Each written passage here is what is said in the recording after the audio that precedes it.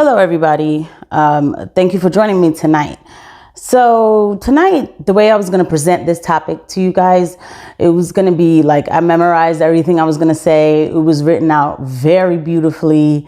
And, it was going to sound like flow a certain way. And I wanted to look a certain way and everything. And I'm keeping it very real with you guys because, like I said, I want this to feel like a conversation when you come on this show. But there are certain events that are taking place that tie into what I want to talk about, that at this point, things are changing so fast that I just had to just come in here and turn this phone on and record and talk to y'all because I feel like it's just time to sound off about a couple things. Anyway, that in Boulder, Colorado, that there was a mass shooting of 10 people were killed, including a police officer. So far, that's what's come out in the news. Like, that's the information that we have right now, okay? And before anything could come out about it, there are people tweeting, because I guess in the camera, it looked like a white man. So they're tweeting, once again, like another murder by a white supremacist, okay? Because this is the key term this year, white supremacist, all right?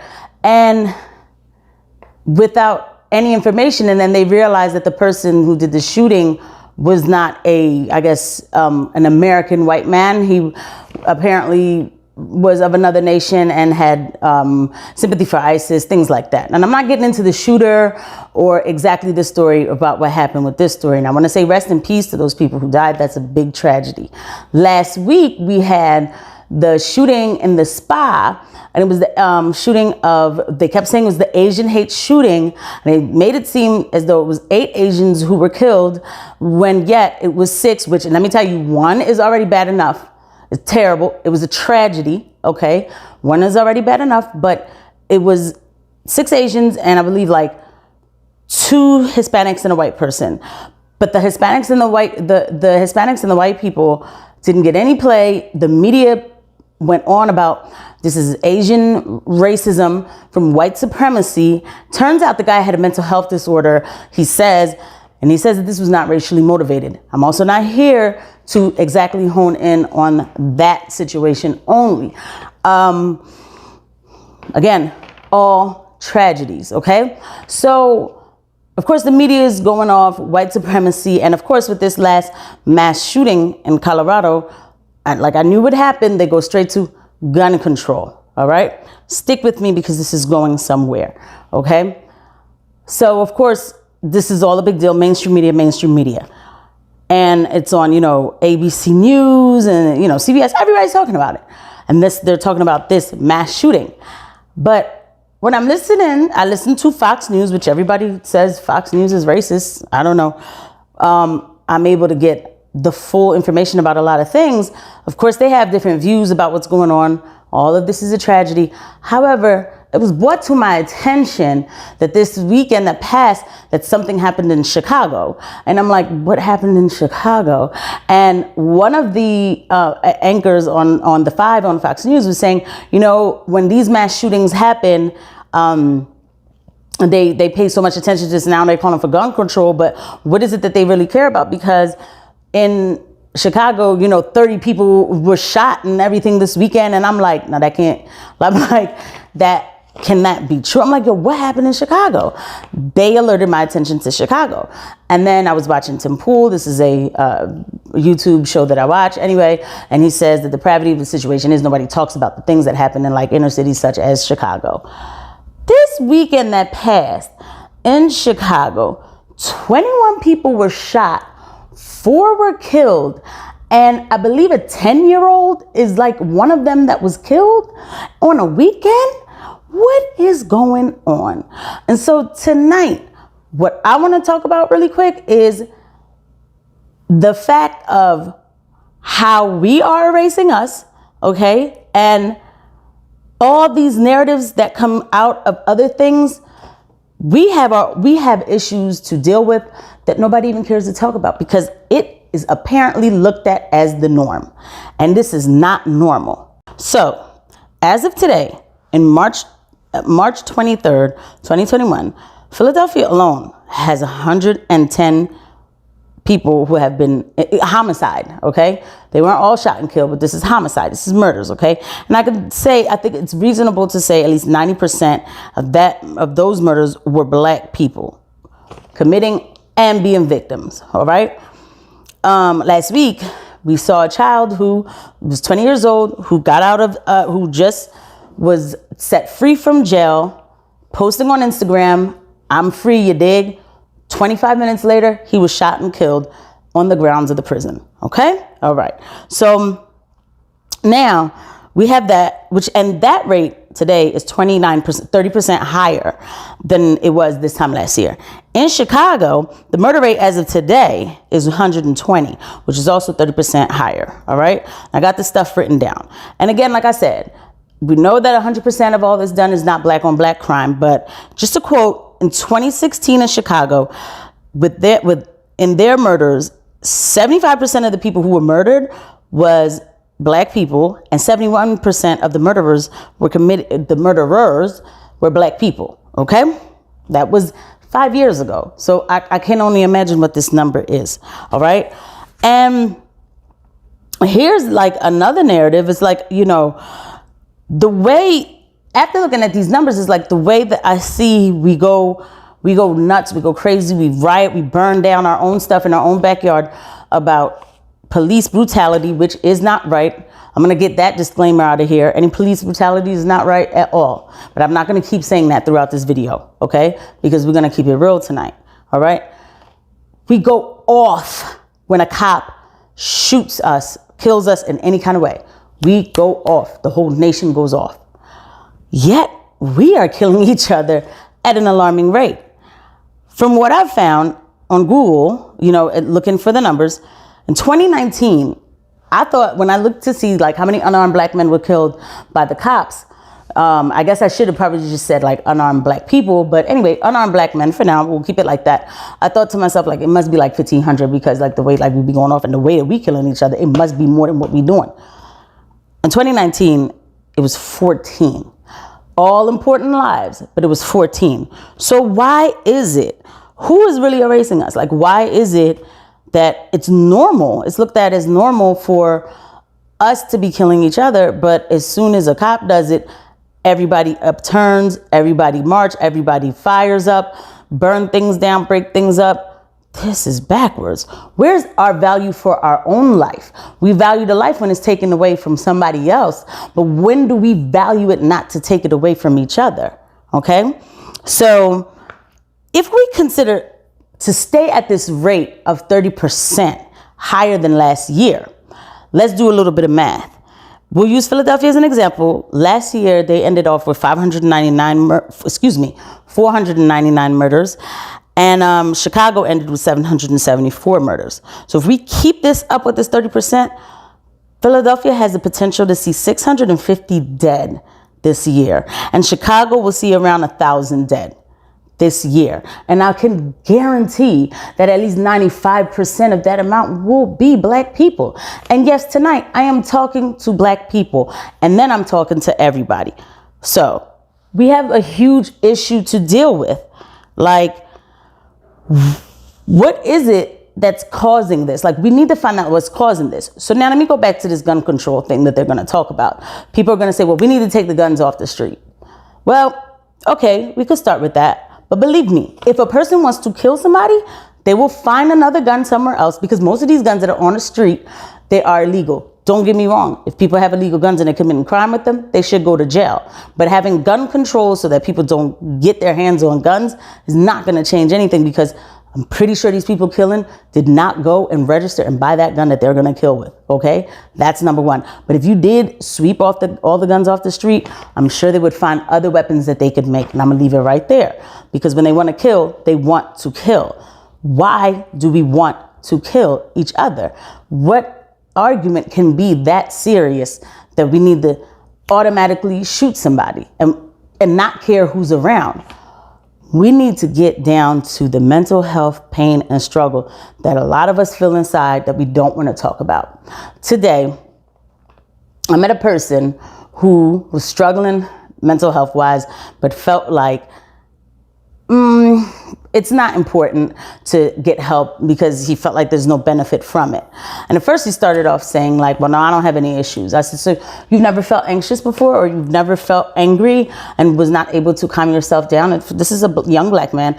And he said, no, I haven't. While I have seen him get angry to the point where he couldn't calm himself down. But anyway, so I said, okay, you have a right to say that. But again, in our community, we don't talk about mental health enough. There are a lot of people who are struggling with a lot of things, a lot of insecurities, a lot of racing thoughts, a lot of voices that are walking around undiagnosed. And this is not a stigma.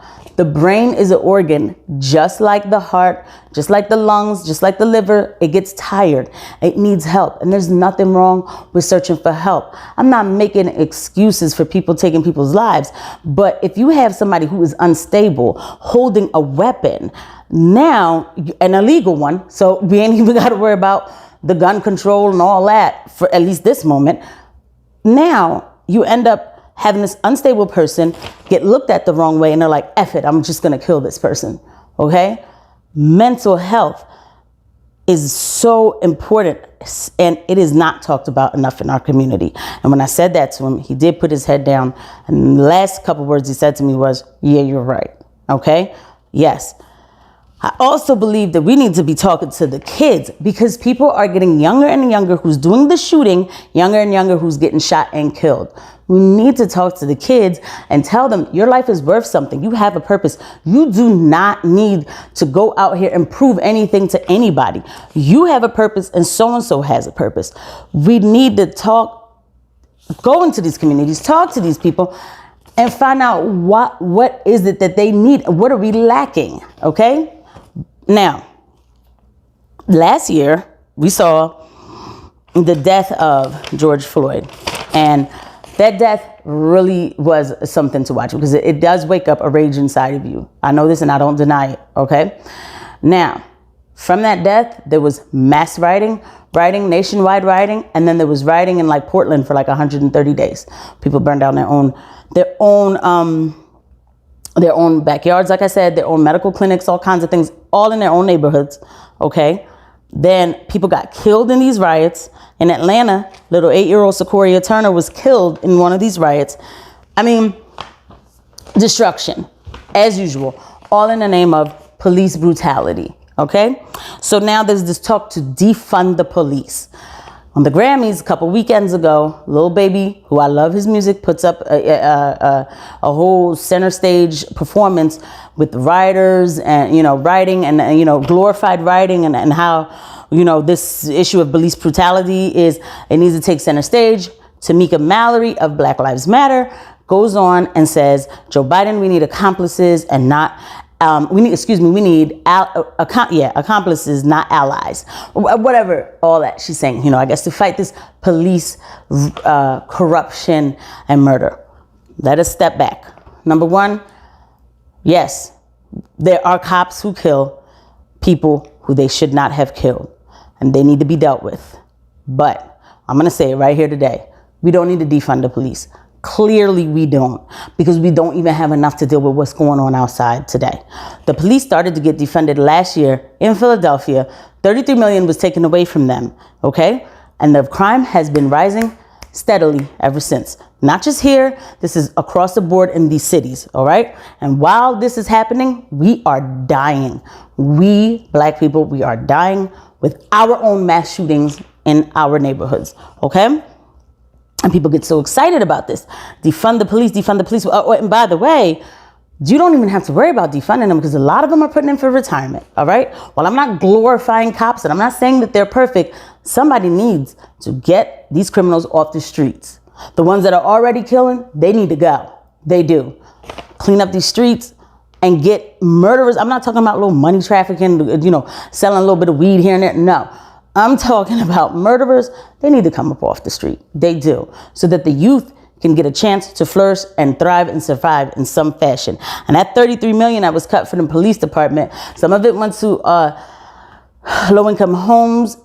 This is in Philadelphia. Some of it went to low-income homes, and it went to like adult education. But then they sent some money to the African American Museum.